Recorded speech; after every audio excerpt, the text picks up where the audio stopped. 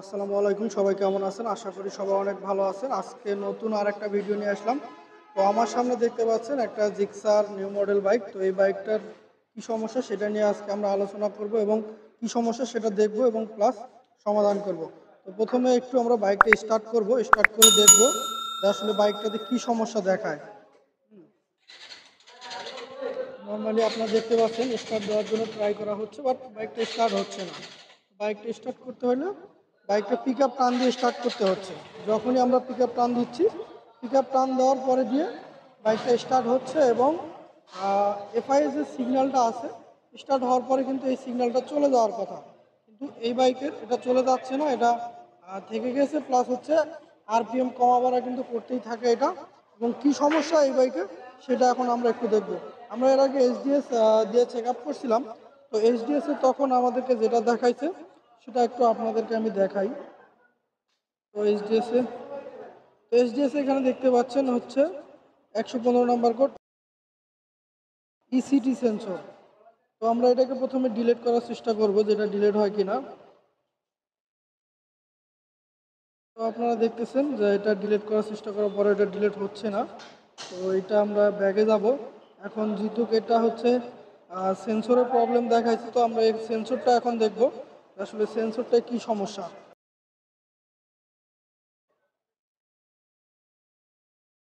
এর পাশে আমরা এখন দেখব যে সেন্সরটা এখানে যেটা আছে, যেহেতু টেম্পারেচার সেন্সর এখানে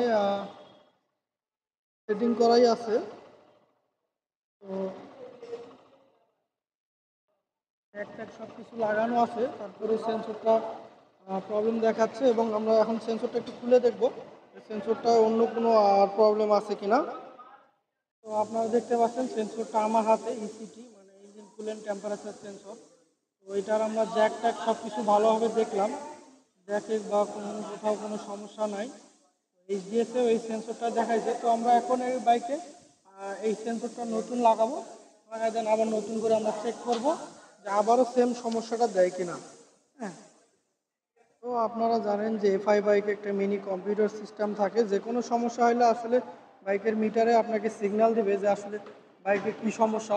তো সিগন্যালটা কোনটা দেয় সেটাও আপনাদেরকে একটু আমি দেখাই। হ্যাঁ, এখানে যখনই আপনি চাবি অন করবেন, চাবি অন করার পরে দেখতে পাবেন যে এখানে হচ্ছে কি এফআই সিগন্যাল, যেটা এটা জ্বলে থাকবে। স্টার্ট হওয়ার পরে এটা চলে যাওয়ার কথা, কিন্তু যখন সমস্যা থাকবে তখন এই সিগন্যালটা দেখাবে।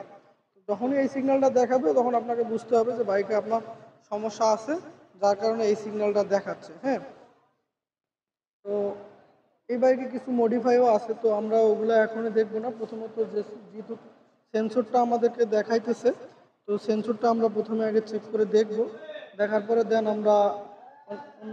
তো আমরা আবার একটু চেক করে দেখবো যে কোডটা আবার দেখাচ্ছে কিনা।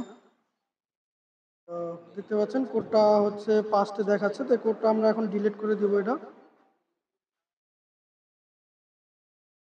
দেখতে পাচ্ছেন কমপ্লিট ডিলিট কমপ্লিট হয়ে গেছে। তো আবারও চেক দিব। তো এখন আর কোনো সমস্যা দেখাচ্ছে না। তো আমরা বাইকটা আবার স্টার্ট করব। তো স্টার্ট করে একটু দেখবো যে হ্যাঁ এটা কোনো প্রবলেম দিচ্ছে কিনা আবার। তো আমরা স্টার্ট করে দেখব। স্টার্ট করা মাত্রই দেখতে পাচ্ছেন বাইক স্টার্ট হয়ে গিয়েছে এবং এফআই যে সিগন্যালটা থাকে সেটাও কিন্তু নেই, সেটাও চলে গেছে। তো এখন আমরা যদি একটু পিক আপ দিয়ে দেখি যে পিক আপটা কেমন হয়।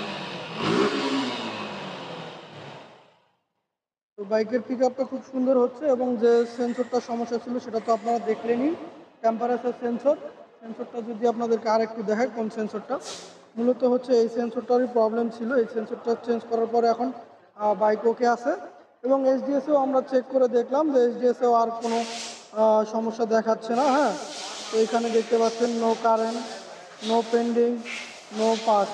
হ্যাঁ, তো এখন কোনো ধরনের সমস্যা নাই। এখানেও আরপিএম দেখতে পাচ্ছেন ঠিক আছে এবং হচ্ছে এখন সেলফ দিলে টোকায় টোকায় সেলফ স্টার্ট হচ্ছে। তো আপনাদেরকে আমি আরেকটু দেখাই যে এটা এখন আর পিক আপ টানা লাগবে না, সেলফ দিলে বাইক স্টার্ট হয়ে যাবে। তো সেলফ দেওয়া মাত্র বাইক স্টার্ট, দেখতে পাচ্ছেন সিগন্যালও চলে গেছে। তো এই ছিল আজকের ভিডিও। আশা করি ভালো লাগলে লাইক কমেন্ট শেয়ার করবেন। ধন্যবাদ।